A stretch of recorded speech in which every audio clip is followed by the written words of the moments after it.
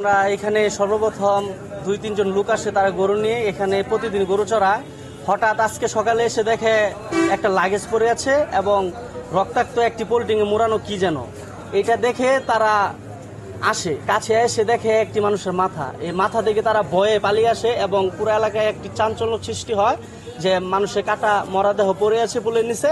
তাই আমরা তাৎক্ষণিক ছুটে চলে আসি এখানে ঘটনাস্থলে এসে আমরা পুলিশকে ফোন দিই। পুলিশকে ফোন দেওয়ার পরে পুলিশ এখানে আসে। পুলিশ আসার পরে সে লাগেজটিকে খোলার পর দেখা যায় যে তার 2টা পাও কাটা এবং তার মাথার দ্বিখণ্ডিত, এরকম 4 টুকরা লাশ এখানে পড়ে আছে সকাল থেকে। এটি আমরা সর্বপ্রথম দেখছি।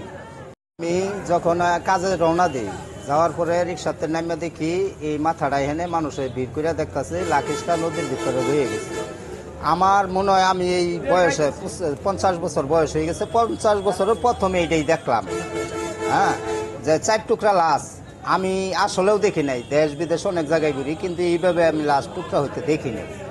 এই লোকটা আমার এলাকার না, অথচ কেউ চিনি না, দেখছি ওরা জীবন নাই। ঠিক আছে, এটা দূরের লোক হইতে পারে।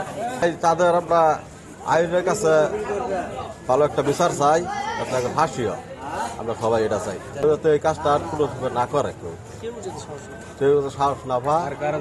মানুষ এতটুকু খারাপ, জঘন্য খারাপ হতে পারে আমি দেইনি। আর আসলে তো কি দেশে আলাদা গজব সৃষ্টি হয়ে গেছে। আর এই খুনিগর দৃষ্টান্তমূলক ফাঁসি হওয়া দরকার, আমরা সবাই চাই।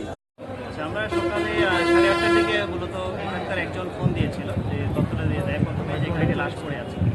তো আমরা সাথে সাথে এখানে আসি, এসে যেটা দেখতে পাই যে এটা হচ্ছে মূলত কোতোয়ালি এবং মুক্তাগাছা থানার যে বর্ডার এরিয়া, একদমই বর্ডার সীমান্ত এলাকাতে এখানে একটি মন্তলা ব্রিজ নামে একটি ব্রিজ আছে।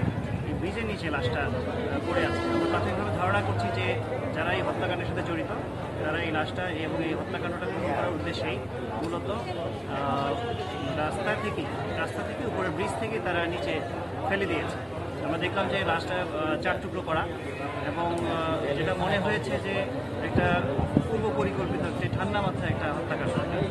তাদের যে প্রস্তুতি ছিল, একটা লাগেজ পাওয়া গিয়েছে, সেখানে লাগেজের মধ্যে লাশগুলো ছিল। সেখান থেকে আমরা ধারণা করছি যে কোনো একটা এটা হতে পারে হানি ট্র্যাপ, এটা হতে পারে কোনো স্বার্থের দ্বন্দ্ব, এটা হতে পারে কোনো লোকের শত্রুতা।